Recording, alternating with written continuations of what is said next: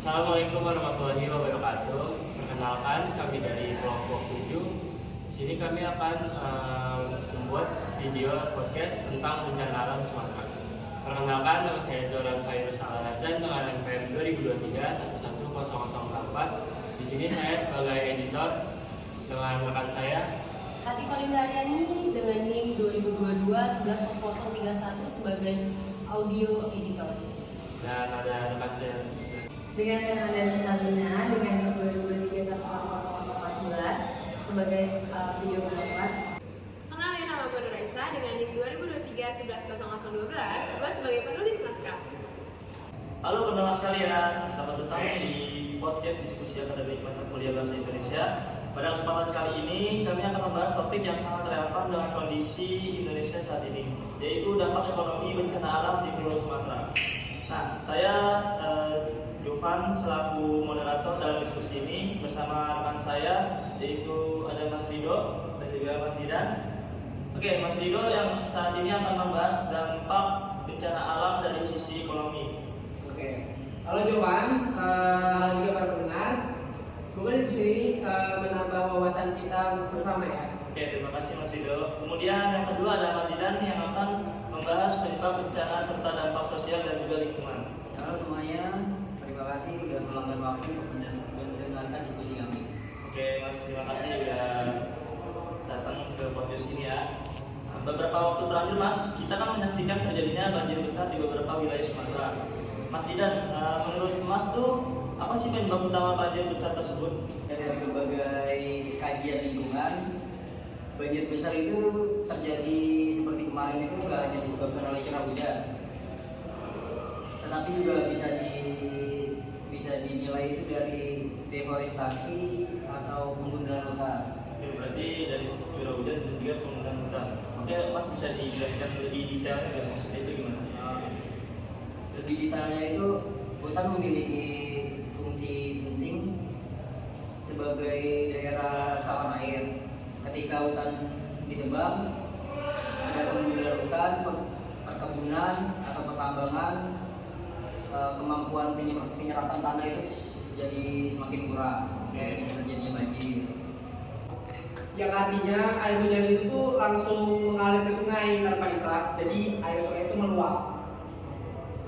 Betul nih kata dia nih. Udah lanjut aja. Oke, berarti ini menunjukkan bahwa persoalan bencana alam ini berkaitan dengan kebijakan pengelolaan lingkungan, Mas ya. Iya. Rido, dari sudut pandang ekonomi, apa sih dampak langsung dari bencana tersebut? Dampak yang paling nyata itu kerugian ekonomi masyarakat, terutama di sektor pertanian, perdagangan, dan UMKM. Oke.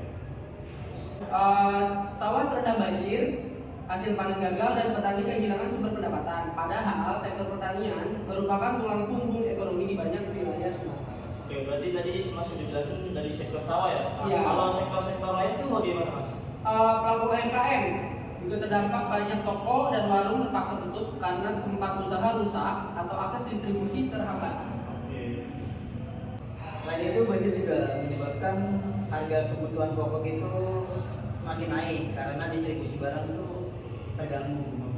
Betul, akibatnya daya beli masyarakat menurun dan roda perekonomian menjadi melambat.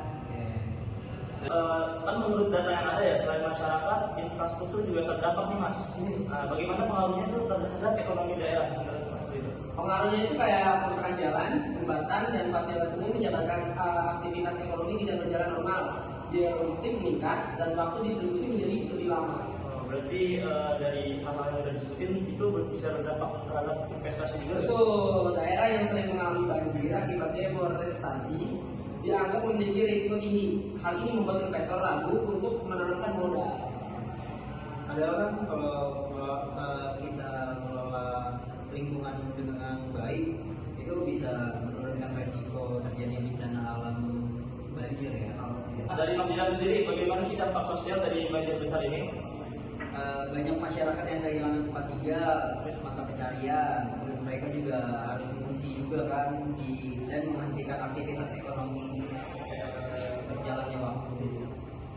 Terus kondisi ini juga berdampak sama pendidikan anak-anak, kesehatan, dan stabilitas ekonominya.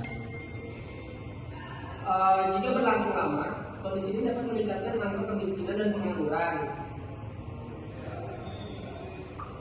Berarti dengan kata lain dampak sosial dan ekonomi ini saling berkaitan ya Mas ya, dan juga bisa membentuk satu sama lain.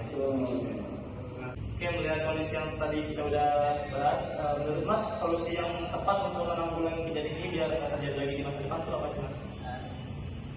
Solusi yang tepat dan yang paling mudah itu ya menghentikan deforestasi ilegal, terus melakukan reboisasi.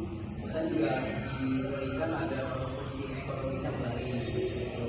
Dan dari sisi ekonomi, pemerintah perlu memberikan bantuan modal, tempat-tempat perbaikan infrastruktur, dan mendukung pemulihan UMKM.